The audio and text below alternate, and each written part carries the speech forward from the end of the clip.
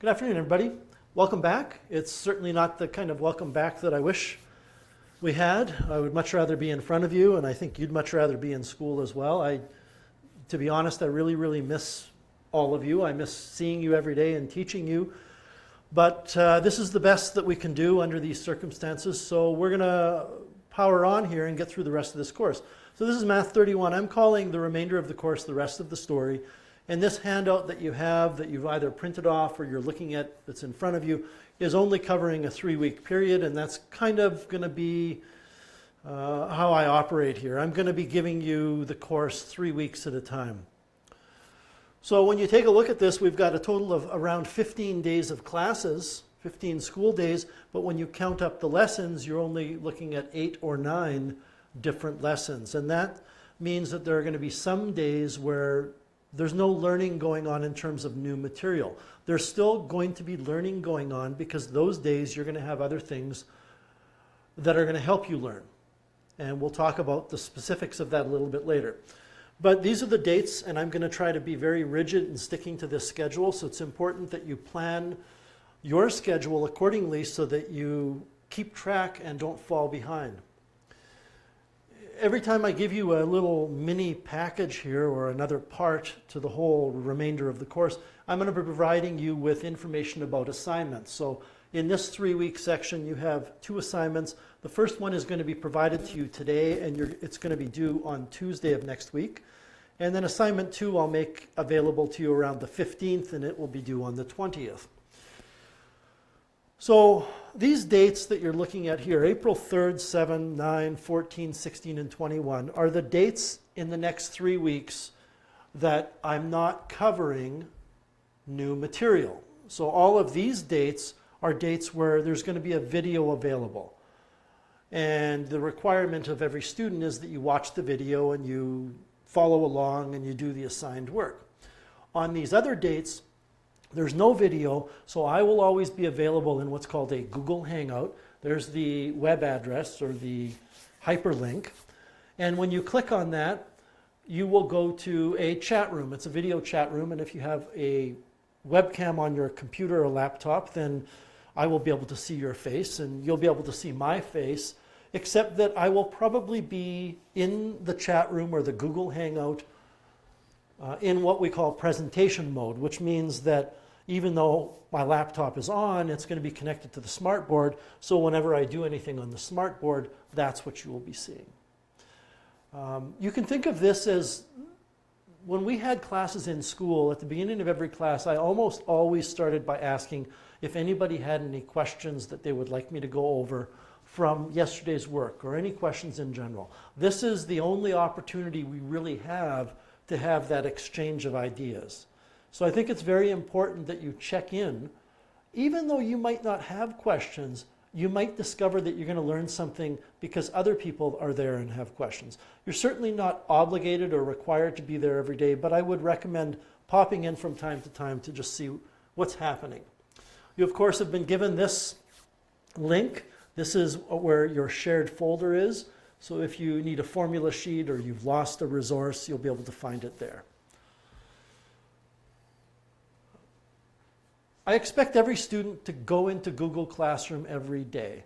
Even though you know that that particular day there's not going to be anything new, you know this is true. Everything has been changing very rapidly in the last 3 weeks. So although I've got that schedule printed on the first page of this handout, that schedule could change at any time. Or there might be new information that I need to get to you. So even if on Friday you log in to your WRPS account, you go to Google Chrome, on Friday you will see a post even though I don't have anything planned. And the post is probably going to be to remind you where we're at, to remind you that that assignment is due next Tuesday, to remind you that you've got homework from Thursday that you have to work on. I think it's just a way for me and you to kind of be connected a little bit. I think it's a good idea for you to check that every day. So now the thing that most of you are wondering about, this course never did have a diploma exam, so that was never a concern. I'm going to evaluate your final mark based on 3 categories here. And basically I'm going to take the current mark that you have and weight it at 40%. You're going to have weekly assignments, so 1 assignment every week on average. and they will collectively be worth 40% of your mark. And then you will have a final assignment. And I won't talk today about what that's going to look like. We'll talk about that in June, but you'll have a final assignment worth 20%. Alberta Learning has been a little bit cryptic in terms of what they're expecting for evaluation here. Sometimes they're telling us that it is going to be a pass-fail situation. Sometimes they're saying that it's up to the schools to design an evaluation scheme. And I think we need to put a percentage on things. I think you people need to know where you're at. And if it turns out that they want a pass-fail, well, then we'll change the percentages to a pass-fail. I really hope they don't. I think as a class, you guys are very, very gifted, and I think you deserve credit for the hard work that you do. And finally, rest assured, my goal here is still the same in this course. It's to get you as prepared for post-secondary calculus as possible. And there's going to be some things we will have to not spend as much time on, but you'll be ready for next year by the end of this. So we're going to move on today, and when we left, we were finishing off everybody's favorite topic, related rates. We had actually spent 4 days working on related rates. And I don't want to get into the specific questions that we were working on. I suppose on Friday, if you have some related rates questions from that last week of classes, you can certainly ask them in the Google Hangout. But I'm going to be just kind of reminding you the general structure of how to do a related rates problem by doing a specific related rates problem with you. And then at the end of this, you're going to have assignment number 1, which is due next Tuesday, that consists of 2 related rates questions. Now, your first step in any related rates question is to come up with, this is my first step always, is to come up with a list of rates of change that you know and want to know. And when you read this question, let's read it together. It says at a certain time, 2 p.m., you have one ship which is 180 miles south of an isolated island, and it's heading north. So we have some island here.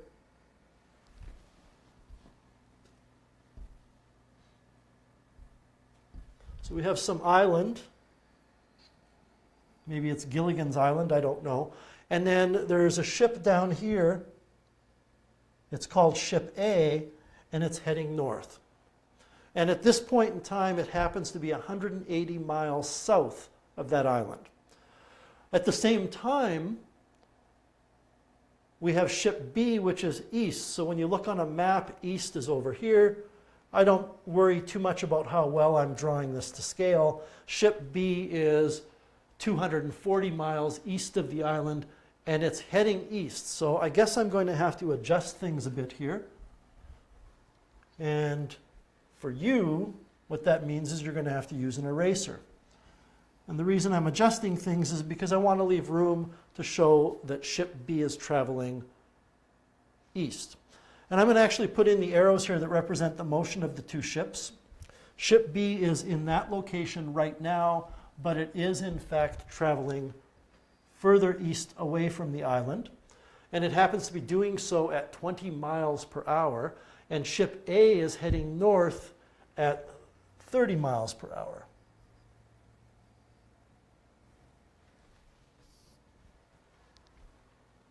So I just want to make sure I've got the information right. I haven't put in the 180 miles yet, and I will do that in just a second.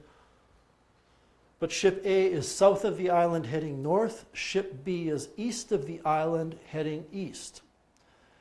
So this distance here, whatever we're going to call this distance, and I'm going to call it x. We're going to introduce a variable here. I'm going to call this distance x.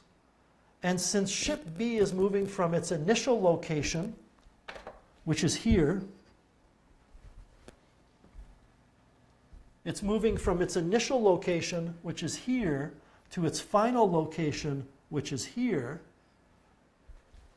at a rate of 20 miles per hour. That tells me dx dt. Dx dt is 20 miles per hour. So I'm starting to compile my list of rates of change that I know or want to know. As well, Ship A is traveling north from this position to this position So I'm going to have to call that a variable because it's changing, and I'm going to choose to call it y. You could use any letter you want, but I'm going to go with y. And since that distance is increasing at, well, how fast is ship A traveling? Ship A is traveling at 30 miles per hour, which tells you that dy dt is equal to 30. And just to remind you of something, both of these rates of change are positive because when we look at our diagram, both of those distances are increasing. And now what you want to do, and this is going to get a little messy, now what you want to do is include in the diagram the distance between the two ships, because you're told that that's the rate of change that we are asked to find. The rate of change of the distance between the two ships. Well, the distance between the two ships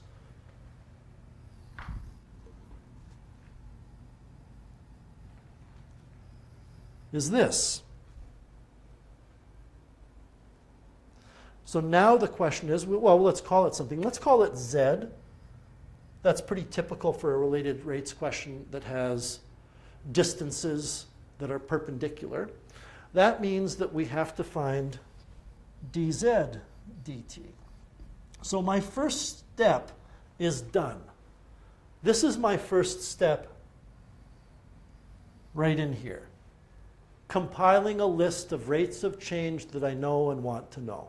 My second step is to use the diagram in this case to come up with a relationship between x, y, and z. And the relationship is going to be a Pythagorean one.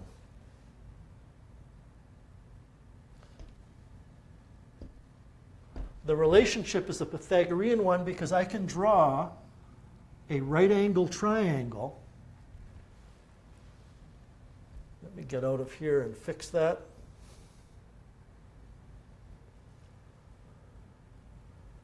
I can draw a right-angled triangle based on my variables. Now you want to be careful here because it's not going to be as simple as saying x squared plus y squared equals r squared. Don't forget that the x, I'm going to add a few more pieces to this diagram. Your x is only the distance between those 2 points, and your y is the distance between these 2 points. Clearly the hypotenuse of the triangle is z, so we can start off with that, and we can say that z squared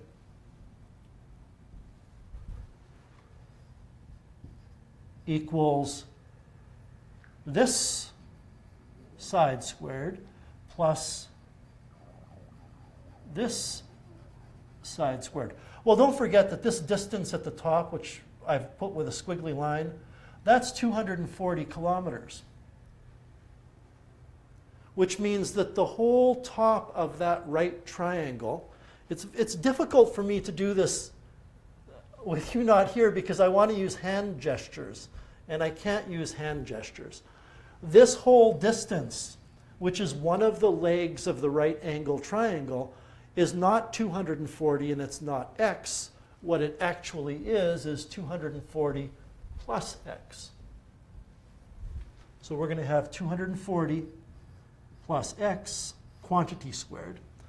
And then the other leg of the triangle, which is this side, well, how are we going to determine that? We know that the original ship A was 180 miles south.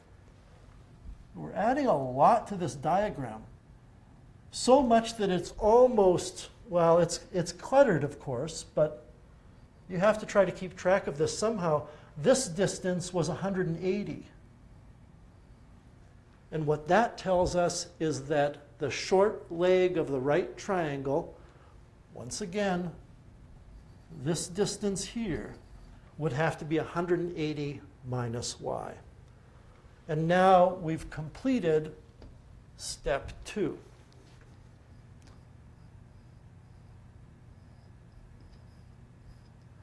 And that's for related rates, everybody. That's the hard work. coming up with the equation that you need in order to differentiate to solve the problem is really the skill that you have to get better at. I just want to check all my numbers here to make sure before we move on that I read the question correctly. 180 south and it's heading north. So that distance is 180 minus y. And the top part of the triangle, it was 240 east and it's heading east. So it's going to be 240 plus x. And the hypotenuse is z. So we're good. Now what we want to do, I'm going to rewrite that.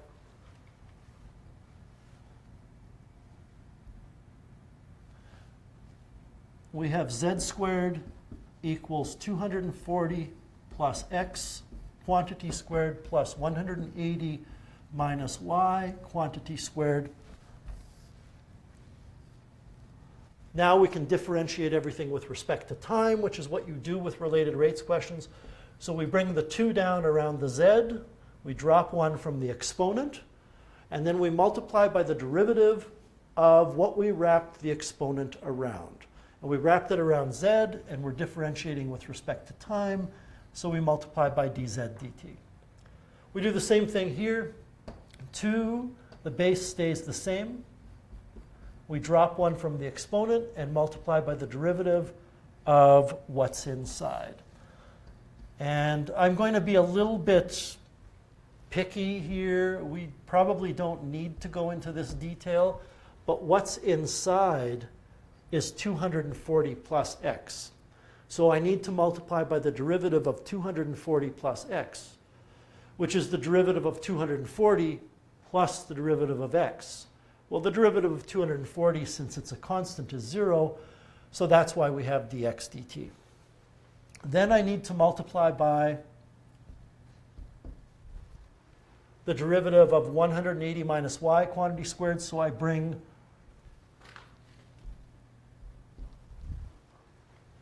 the 2 down around the 180 minus y. I drop 1 from the exponent, and I multiply by the derivative of what's inside, which the derivative of 180 is 0, and the derivative of negative y is negative dy dx. I should have mentioned, this is new to all of us, but maybe I did mention it, I can't remember. It's been a long day. You know, you're learning by watching a video here, so if you feel, of course, that I'm going too fast, you have the luxury of pausing the video. You have to get used to that. Don't just sit back and just watch it. You know, be an active learner here. Another suggestion I can make for you is that if you're ever watching me do something on the video and you have a question, immediately pause the video so you can write the question down, because it could very well be the case that you'll remember you had a question, but you won't remember what the question was. Okay, a couple of things we can deal with here. The 2's cancel. I'm not sure I really want to rewrite this whole thing to show that the 2's cancel. I think what I will do is just this. And then we're ready to go ahead and put numbers in. So this is when we look at the statement that's the when part of the question. I'll remind you that in related rates questions, there is always a point in time that we're interested in. And the point in time in this question is that it's occurring at 3 p.m. The question, when we did this in class, I said to you there's always a part of the question that says find the rate of change when something happens. When the giraffe is 2 meters from the lamppost. When the balloon has a radius of 3 centimeters. Now there's no when here, but I can easily take this and say find the rate at which the distance between the ships is changing when the clock says 3 o'clock. So now what we're going to do is we're going to look at these 2 times, and we're going to say if it started at 2 and it ended at 3, 1 hour has elapsed. And we can use, well, some common sense because it's an hour, but I will actually write out a formula. Distance equals speed times time. So if we want to know how far ship A has traveled, we can take that 30 miles per hour and multiply by 1 hour. So the bottom line is that in 1 hour, this is 30 miles. My mistake. Ship A is traveling at 30 miles per hour, and ship A is the one below the island on the diagram. So after 1 hour, this is 30 miles. Ship B is going at 20 miles per hour, which means that in an hour, X will be 20. Just want to make sure before I go on, I got that sorted out. 180 is the one that's vertical, and it's south heading north. Y after 1 hour will be 30 miles because that ship is traveling at 30 miles per hour. Don't mind me, I'm just talking to myself, reasoning this out. Ship B is 240 east, and it's heading east at 20, so in 1 hour from 2 to 3, it will have moved 20. Okay, I'm back on track. The bottom line here is we now know that X is 20 and Y is 30. So we'll leave room for Z because I don't quite know what Z is going to be yet. We're going to have to calculate it. So I'll leave room for Z, maybe a little more room. dz dt is what we want to find. Then we have 240 plus x, and x was 20, times dx dt, which is also 20. So if we go back and look at the diagram, x is 20 and dx dt is also 20. We've got 20 for dx dt and we have 20 for x. That's only because the time is 1 hour. For y, we have 30 and dy dt is also 30. So we're going to have plus 180 minus 30 times negative dy dt, which is negative 30. The only thing we have left here, everybody, is you need to calculate z. And we can do that by using the formula relating x, y, and z. So a little bit of a detour. I'm going to go to a new page. We have z squared equals 240 plus x, quantity squared, plus 180 minus y, quantity squared. I'm going to double check that again because I'm jumping from page to page here. I think it's fine. Which means z squared equals 240 plus x, which was 20, quantity squared plus 180 minus y, which was 30, quantity squared. X is 20, y is 30. I'm just checking again. Now you have some numbers to crunch. I'm not going to trust my brain on this. I'm going to use my calculator. We have 240 plus the 20, which is 260. We also have 180 minus 30, which is 150, but it's been a really long day. It's actually 10 o'clock at night for me right now. So I just want to make sure here. That means we're going to take 260 squared plus 150 squared. And I get 90100, which means that z squared is 90100. And that means that z is the square root of 90100. I can see that there's a factor of 100 in 90,100. So that is the square root of 100 times the square root of 901, which gives me 10 root 901. And I'm going to, roll the dice here and gamble and say that I don't believe 901 is divisible by anything. If it is, I apologize, but I don't think it is. Pretty sure it isn't.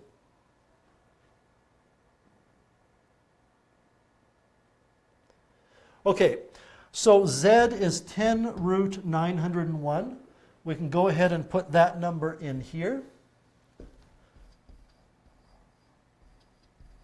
And that means that dz dt is going to be equal to all of this from here to here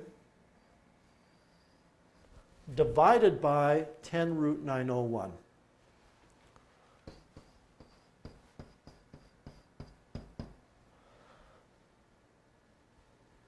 Calculator time again. 240 plus 20 is 260 multiplied by 20. And then we have to add 150, which is 180 minus 30, multiplied by negative 30, and we get 700. If you were in front of me, I would be asking everybody to confirm that that's 700, but I can't do that, so I'll just double check. 260 times 20 plus 150 times negative 30. I think it's okay.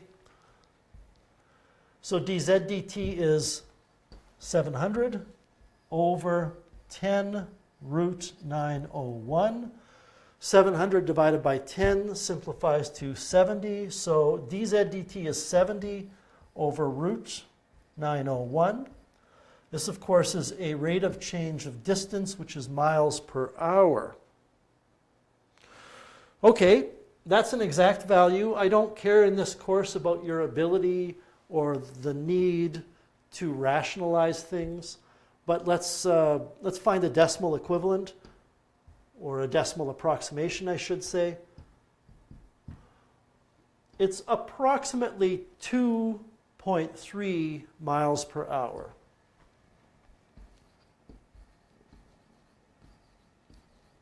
Is the rate at which the distance between the ships is changing at that point in time. So I hope that kind of got your brain going again in terms of related rates, because you now have an assignment to complete. This assignment is due Tuesday, April 7th. Just want to walk you through a few things before I give you the assignment. The responses on assignments must be handwritten and clearly organized. I will not accept any kind of typed out solutions. I don't know how you can, in mathematics, do that properly. You need to write it out, and there's skills that you develop by doing this on paper. You do your work, you have an eraser, you have a pencil, and you clearly organize it so it's easy for me to follow. You have to show all work. If you want, you can print out the actual assignment and do the work on the printout, or you can just do the work on your own paper. In the end, when you're done and you're ready to submit it, you're simply going to take a picture on your phone of your work, and since this assignment has 2 problems to it, you're going to actually have 2 pictures. Make sure that you put your name on each of them, and just send them to my email address. And then when I mark them, I will email you back a picture. Whatever the due date is, and in this case it's April 7th, they are always due by 3:15 on that due date. So the window closes at the end of the school day.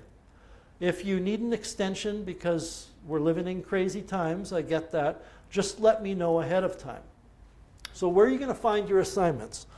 What you're going to do is go to the shared folder. Now, you're seeing up here a lot more than you would see. This is my Google Drive, but you will go in and open up the Math 31 shared folder, and one of the subfolders will be Math 31 assignments. So when you open that up, you will see a folder within that that says Assignment 1, and when you open that up, inside of this folder, you will see your own personalized assignment. So I'm going to open Bailey's assignment here and just talk very briefly about this. So it has Bailey's name on it. Assignment number 1, it has the due date. What it involves is 2 related rates questions. One related rates question is a shadow question. So you're going to have to go back and perhaps review how those are done. And by the way, just as a total aside, you have the whole internet to help you out. There's nothing wrong with you searching YouTube for, I don't know, related rates shadow question. I'd be willing to bet that the Khan Academy has a really good example of how to do these questions. Maybe he doesn't have one up, I don't know. But I'm willing to bet somebody does. And then the second question is a ship question. Now this is a little bit different than the one we did, so you're going to want to really think about how you put your diagram together. Anyway, that assignment is due Tuesday. As I said, be responsible in planning things out, because tomorrow we're moving on. We're going to be moving on to chapter 4 tomorrow. And Monday as well, we're moving on. So Friday is the only day between now and your due date of the assignment that you have a day in class time that you can work on this stuff. I hope this was helpful to you. It's always a little bit weird teaching to an empty room. I really do miss you guys, and I hope to talk with you soon. In the meantime, have a great rest of the day. Remember that tomorrow we're moving on, and you need to check in with your Google Classroom every day. So we'll talk to you guys later.